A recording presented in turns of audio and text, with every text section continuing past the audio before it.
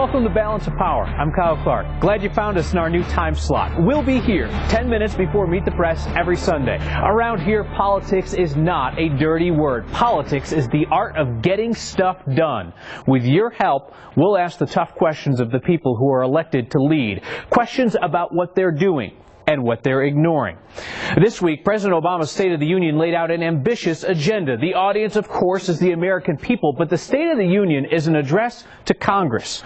Today, 4 members of the Colorado congressional delegation speak with 9 News political reporter Brandon Rittiman about where we can expect action and what's just talk. I have no more campaigns to run.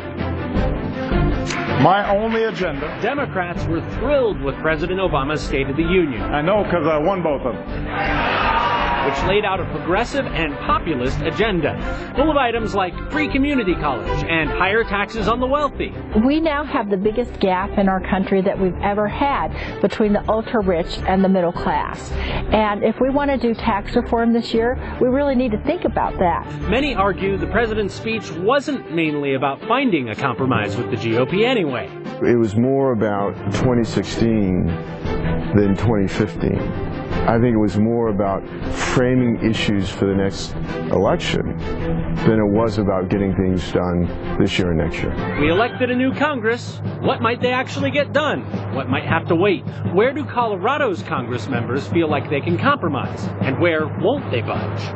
To take a deeper dive into what we can expect in the year ahead, we're going to talk to a couple more members of Congress. I've got our newest House member, Republican Ken Buck, who now has the 4th District seat that used to be occupied by Cory Gardner. Thanks for being with us, and what's it been like on the first few days on the job? Well, it's my pleasure. It's an honor. It's a whirlwind of activity. I've enjoyed it. A lot to learn, but it's really an honor to be in Congress and doing the things that we're doing right now. We're going to broaden out the discussion. Can't let it just be one Republican here. We're going to bring in a Democrat. Polis, Congressman representing the Boulder area and beyond, thank you so much for joining us from D.C. A pleasure. Talk to me a little bit about your impression of President Obama's speech, because it seems like a lot of folks on the progressive end of the spectrum are pretty happy at the way he outlined his case. Well, I thought it was a great speech. Really, he focused on values rather than a laundry list of ideas, values that I think all Americans agree on, making college affordable, helping the middle class make sure that we have access to the American dream. Ken Buck, your take on the president's agenda that he outlined?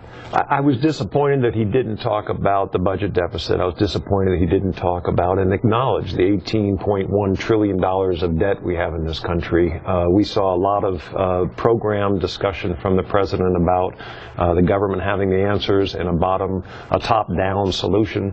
I really think the best answers come from the people and have to work their way up, and I don't hear him acknowledging that, and I was disappointed. I want to drill down on the president's tax proposals.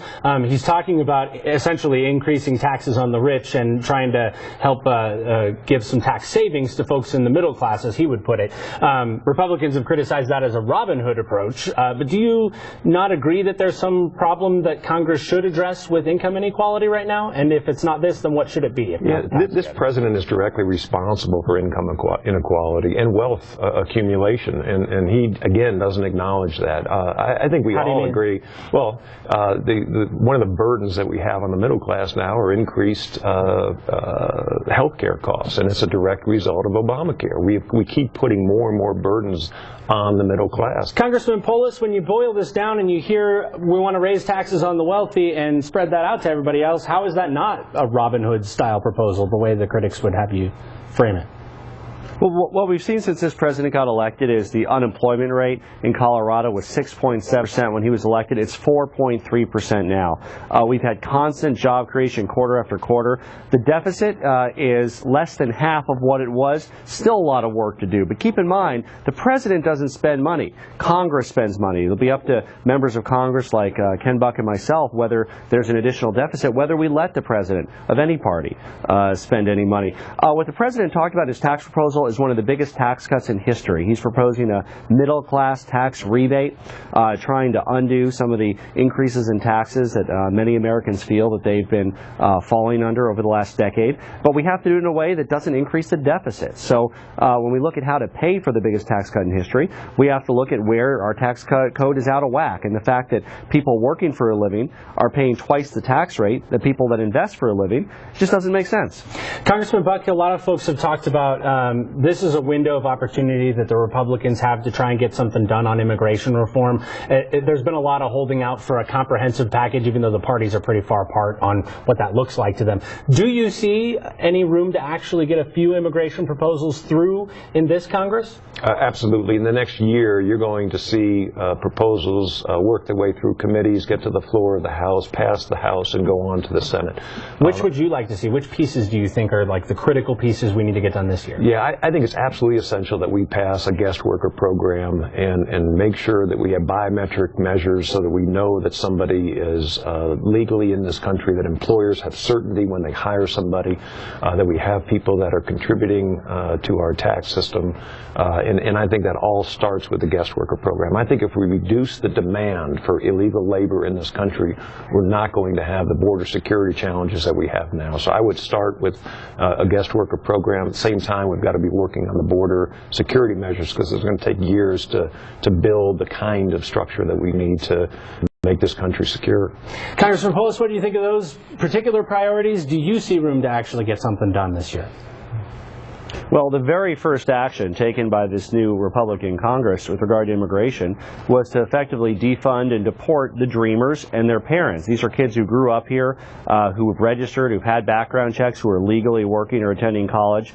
The Republican Congress voted to deport them. That's not what I call immigration reform. That's a deform of immigration. It makes our immigration problem that much worse, increases the number of people here illegally.